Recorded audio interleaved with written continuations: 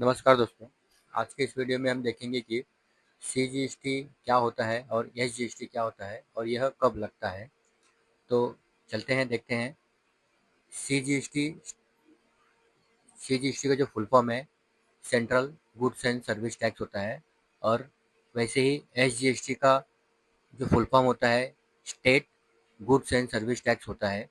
यह दोनों भी एक इनडायरेक्ट टैक्स है। यह सीजीएसटी सेंट्रल गवर्नमेंट कलेक्ट करती है और एसजीएसटी स्टेट गवर्नमेंट कलेक्ट करती है। यह तब लगता है जब गुड्स या सर्विसेज की सप्लाई हो, सेम स्टेट में हो, तभी सीजीएसटी और एसजीएसटी लगता है।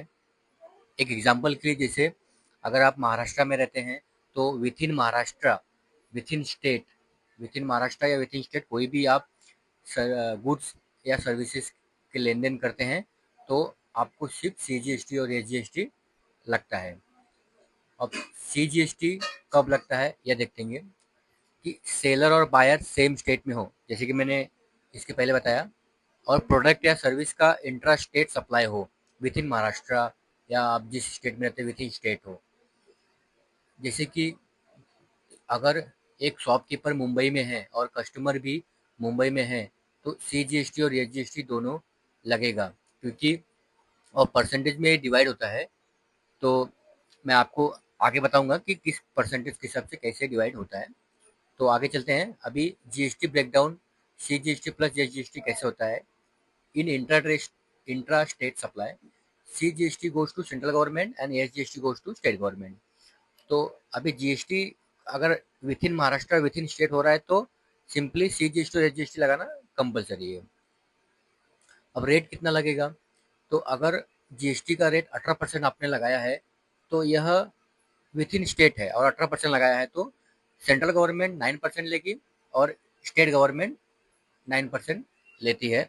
मतलब हाफ हाफ डिवाइड हो जाएगा। अगर यहाँ पे 12% आपने लगाया तो 6-6% डिवाइड हो जाता है। 28% लगाया तो 14-14% डिवाइड हो जाता है। 5% लगाया तो 2.5-2.5%, 2.5 डिवाइड हो जाता है। मतलब अगर विथ इन स्टेट कोई भी गुड्स या सर्विस सप्लाई होगा तो उसमें सेंट्रल गवर्नमेंट आधा लेगी और आधा स्टेट गवर्नमेंट लेती है। आगे चलते हैं। आप एग्जाम्पल एक समझते हैं। जैसे कि प्रोडक्ट की प्राइस 10,000 है और जीएसटी उस पर 18% लगा हुआ है, तो 900 रुपया सीजीएसटी सेंट्रल गवर्नमेंट लेगी और 900 रुपया स्टेट गवर्नमेंट लेगी। टोटल तो जीएसटी 1800 रुपया लगा। बट इस दोनों 1800 में आधा सेंट्रल गवर्नमेंट आधा स्टेट गवर्नमेंट लेगी, बट कस्टमर को 11,800 ही पे करना पड़ता है। 10,000 का प्रोडक्ट प्राइस प्लस 1800 रुपये का टोटल जीएसटी, तो 11,800 हुआ। अब आगे चलते हैं कि सीजीएसटी कब नहीं लगेगा। सीजीएसटी तभी नहीं लगता है जैसे कि सप्लाई डिफरेंट स्टेट होता है। जैसे कि अगर विथ आउट ऑफ स्टेट करते हैं, स्टेट जैसे मुंबई महाराष्ट्र टू दिल्ली करते हैं, या दिल्ली टू महाराष्ट्र करते हैं, या यूपी टू दिल्ली करते हैं, दिल्ली टू यूपी करते हैं, तो ऐसे में क्या होता है कि स्टेट चेंज हो जाता है। अगर आउट ऑफ स्टेट आप कोई भी बिजनेस करते हैं तो वहाँ पे आपको आईजीएसटी लगता है, इंटीग्रेटेड जो जीएसटी होता है, integrated goods and service tax इसका फुल फॉर्म है। तो इस कंडीशन में आउट ऑफ अगर स्टेट कोई भी चीज़ गुड्स या सप्लाई होगी तो आईजीएसटी लगेगा।